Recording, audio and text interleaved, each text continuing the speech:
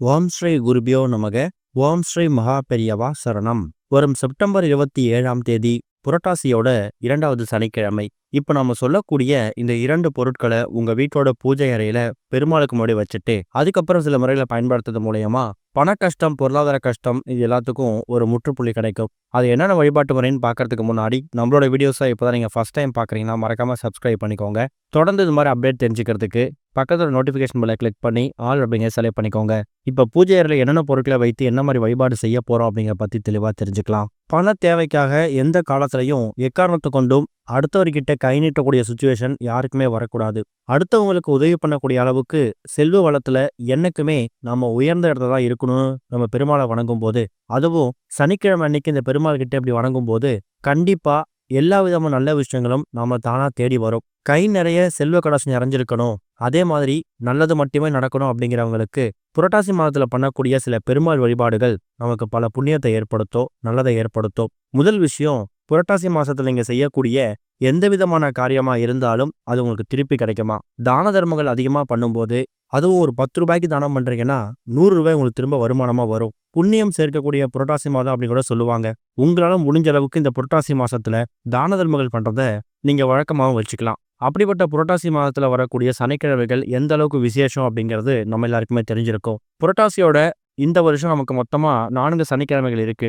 அதுல முதல் சனிக்கிழமையை ஏற்கனவே நம்ம கடந்து வந்துட்டோம். இப்ப 2வது சனிக்கிழமை செப்டம்பர் 27ஆம் தேதி வந்திருக்குது. நிறைய பேர் இந்த புரட்டாசி சனிக்கிழமைகளை ஒரு விதமா வழிபடுவாங்க. சில பேர் துளசி தீர்த்தம் மட்டும் வச்சு பெருமாளுக்கு முன்னாடி பூஜை பண்ணுவாங்க. சில பேர் தலிகை போடுவாங்க. சில பேர் பெருமாளுக்கு பிடிச்ச நைவேத்தியங்களை படைச்சு அதை அவங்க சாப்பிட்றது மட்டும் இல்லாம மற்றவங்களுக்கு தானமா கொடுப்பாங்க. எது எப்படியோ நீங்க பெருமாளை எப்படி வழிபட்டாலும் நிச்சயம் அதுக்கு பலன் கிடைக்கும். அப்பேற்பட்ட மகத்துவம் வாய்ந்த இந்த புரட்டாசியோட 2வது சனிக்கிழமைய நிறைய பேர் கண்டுக்காம விட்டுருவாங்க.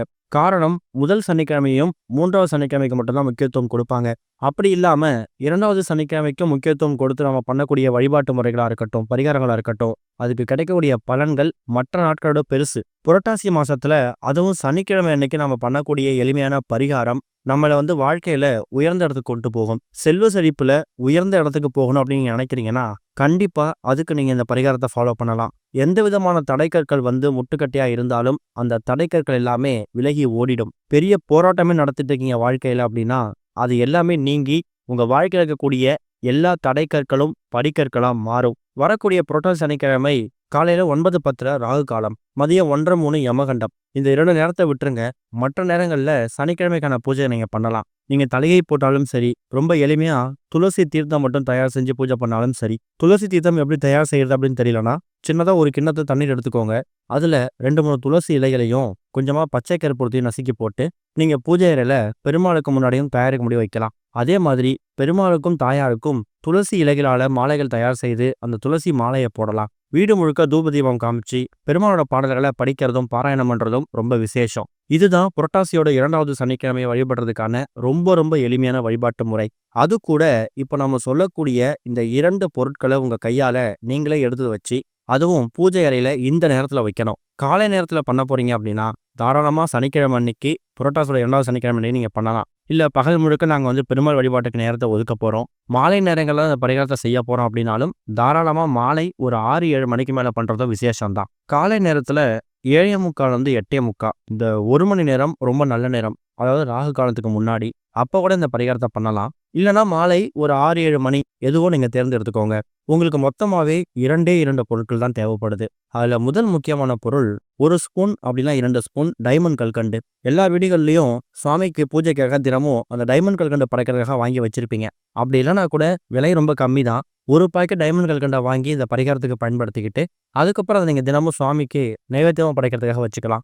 ஏற்கனவே டைமண்ட் கல்கண்டை வச்சிருக்கக்கூடியவங்க புதுசா அவங்கள கட்டாயம் கிடையாது, இருக்கக்கூடியதை பயன்படுத்திக்கோங்க. அடுத்ததா டைமண்ட் கல்கண்டு எந்த அளவுக்கு எடுக்கிறீங்களோ, இப்போ 1 ஸ்பூன் எடுக்கிறீங்கன்னா அதே 1 ஸ்பூன் அளவுக்கு ஏலக்காய் எடுத்துக்கணும். ஏலக்காய் எதுக்காக எடுத்துக்கிறோம் அப்படிங்கிற கேள்வி நிறைய பேருக்கு வரும். நம்மளோட பதிவுகளை தொடர்ச்சியா பார்க்குறவங்களுக்கு தெரியும், ஏலக்காய் ஒரு பணவசியம் ஜனவசியம் 2த்தையும் ஏற்படுத்தக்கூடிய ஒரு பொருள். பணவசியம் தெரியும், அதாவது பணத்தை நம்ம பக்கம் வசியம் பண்ணக்கூடியது, காந்தம் போல இருக்கக்கூடியது. ஜனவசியம் என்ன அப்படின்னு கேட்டிங்கன்னா, நீங்கள் வேலை பார்க்கக்கூடிய இடத்துலையா இருக்கட்டும், இல்லை நீங்கள் இருக்கக்கூடிய இடத்துலையா இருக்கட்டும், உங்கள் அக்கம்பக்கத்தில் எல்லாமே ரொம்ப நண்பர்களாகவும் எந்த விதமான போட்டி பொறாமை இல்லாத மாதிரியும் அதே மாதிரி நீங்க போகக்கூடிய இடத்துல உங்களுக்கான ஒரு மிகப்பெரிய அங்கீகாரம் கிடைக்கணும் அப்படிங்கிறது தான் ஜனவசியம். இந்த இரண்டையும் ஏற்படுத்தக்கூடிய பொருள் வந்து ஏலக்காய். மகாலட்சுமி தாயாருக்கு ரொம்ப பிடிச்ச ஒரு பொருள். அது கூட இந்த டைமண்ட் கல்கண்டு எதுக்காக எடுத்துக்கிறோம்னா, டைமண்ட் கல்கண்டு அப்படிங்கிறது குபேரருக்கு ரொம்ப பிடிச்சது. அதாவது இனிப்பு பொருட்கள் எல்லாத்துலயுமே குபேர வாசம் இருக்குன்னு சொல்லுவாங்க. அப்பேற்பட்ட சக்தி வாய்ந்த டைமண்ட் கல்கண்டு இருக்குல்ல, அந்த 2 பொருளையும் மாலை நேரத்துல செஞ்சாலும் சரி, காலை நேரத்துல செஞ்சாலும் சரி, பெருமாளோட ஃபோட்டோவுக்கு முன்னாடி ஒரு தீபம் ஏத்தி வச்சுடுங்க.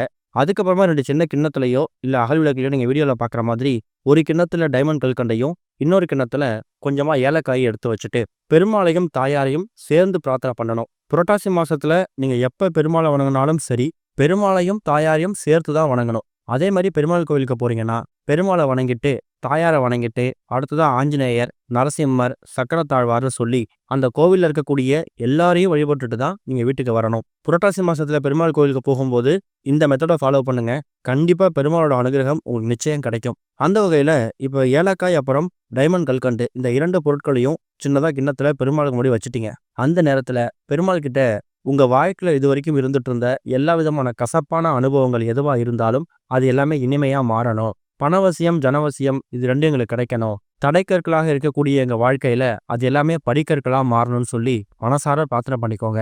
இந்த டைமண்ட் கல்கண்டு எந்த அளவுக்கு இனிப்பா இருக்குதோ, அதே மாதிரி இனிமையான வாழ்க்கை எங்களுக்கு அமையணும். மகாலட்சுமி தாயார் அம்சம் பொருந்திய இந்த ஏலக்காயில மகாலட்சுமி தாயார் வந்து அமர்ந்து எங்க குடும்பத்துக்கான செல்வ செழிப்பு, பொருளாதார வளர்ச்சி, கடன் பிரச்சனையை தீர்த்து வைக்கிறது, இது மாதிரி எல்லாத்தையும் செஞ்சு கொடுக்குறோன்னு எல்லாரையும் மனசார பிரார்த்தனை பண்ணிக்கோங்க.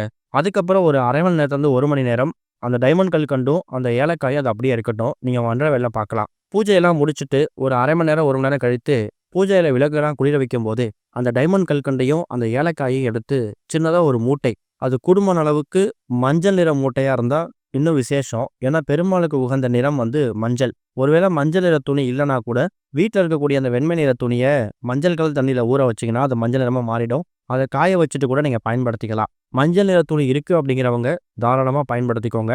அதுல நீங்க பூஜை அறையில வச்சு எடுத்திருக்கீங்களா 1 மணி நேரம், அந்த டைமண்ட் கல்கண்டு அப்புறம் ஏலக்காய், அந்த 2 பொருட்களையும் அந்த மஞ்சள் நிற துணியில வச்சு மூட்டையா கட்டிக்கணும். இப்படி வாசம் நிறைந்த, பணவசியம் நிறைந்த இந்த முடிச்ச தயார் செஞ்சு பெருமாள் பாதத்துல வச்சதுக்கு அப்புறமா உங்களோட உள்ளங்கையில வச்சுட்டு என்னென்ன விஷயங்கள் இருக்கோ வேண்டிக்கோங்க. மறுபடியும் உங்களுக்கு என்ன பண கஷ்டம் இருக்குது, அந்த பண கஷ்டம் வந்து எப்படி விடுபட பிரார்த்தனை பண்ணலாம்ங்கிற மாதிரி எல்லா விஷயங்களும் வைக்கலாம். நல்ல வேலை கிடைக்கணும், வருமானம் பெருகணும், வியாபாரம் சிறக்கணும்னு எந்த கோரிக்கையை வச்சாலும் சரி, அதுக்கப்புறமா அந்த முடிச்சை எடுத்துட்டு போயிட்டு உங்க வீட்டோட பீரோலையோ இல்ல வியாபாரம் செய்யக்கூடிய கல்லாப்பெட்டில கூட வச்சுக்கலாம். இந்த பரிகாரத்தை நீங்க வீட்டில் செஞ்சாலும் சரி, இல்ல தொழில் வியாபாரம் செய்யக்கூடிய உங்களோட கடைகள், அலுவலகம் இது மாதிரி இடத்துல பண்ணாலும் சரி, தப்பில்லை. இதுல இருக்கக்கூடிய பொருட்கள் 1 மாதம் 2 மாதம் கழித்து வீணா போறதுக்கு வாய்ப்பு இருக்கு.